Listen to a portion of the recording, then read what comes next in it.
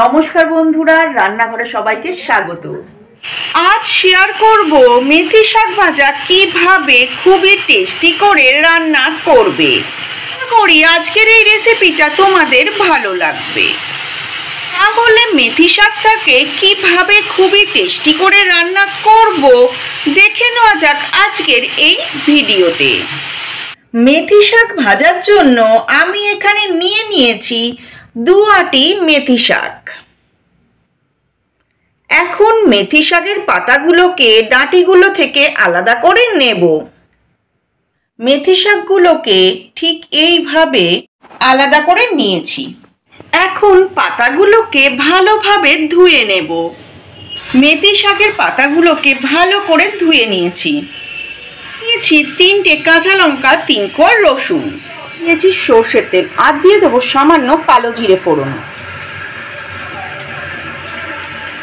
আর দিয়ে দেবো 3 কোয়া রসুন। রসুনটাকে সাঁড়াশি দিয়ে চিপে নিয়েছি, আর 3টে কাঁচা লঙ্কা। এখন এগুলোকে ভালো করে ভেজে নেব। রসুনের একটা ভাজা ভাজা স্মেল ছাড়তেই এখন দিয়ে দেবো মেথি শাকগুলোকে।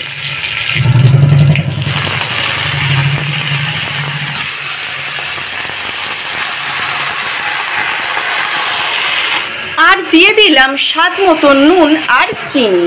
এবার শাকটাকে ভালো করে নাড়াচাড়া করে নেব।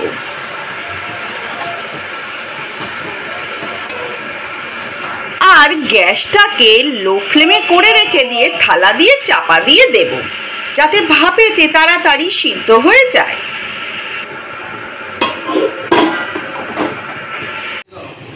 10 থেকে 15 মিনিট পর থালাটা খুলতেই দেখো জলটা অনেকটাই শুকিয়ে এসেছে, আর শাকটাও প্রায় হয়ে এসেছে। এখন গ্যাসটাকে আমি হাই ফ্লেমে করে দেব। শাকটা দেখছো কত সুন্দরভাবে সিদ্ধ হয়ে গেছে, আর খুব সুন্দর একটা মেথি শাকের স্মেলও ছেড়েছে। হাই ফ্লেমে করে দিতেই জলটাও তাড়াতাড়ি শুকিয়ে গেছে, আর আমার মেথি শাক ভাজাটাও সম্পূর্ণ রেডি হয়ে গেছে। আশা করি এই রেসিপিটা তোমাদের ভালো লাগবে। তাহলে আজকের মতো এই পর্যন্ত আসি বন্ধুরা, আবার আসবো নতুন কোনো রান্নার ভিডিও নিয়ে।